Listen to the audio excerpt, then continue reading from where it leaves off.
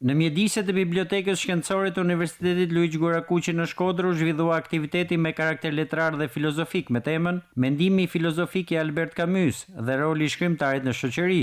Takimi organizuar nga Departamenti Romanistikës në bashkëpunim Aleancën Franceze Shkodër. Këtë vit ishte 65 vjetori i vdekjes së shkrimtarit Albert Camus, për gjithë atë çfarë ai përfaqëson, për mendimin e tij filozofik, për rolin si shkrimtar, por për t'i dhënë edhe një mesazh se si duhet të veprojmë sot ndaj shumë fenomeneve të shoqërisë sonë. I ftuar në këtë tryezë diskutimi ishte profesor doktor Ilia Lëngu, studiues dhe përkthyes i njohur, i cili solli një analizë të thellë mbi veprën e Albert Camus, duke ndriçuar aspektet ekzistencialiste dhe filozofinë e absurdit në krijimtarinë e tij.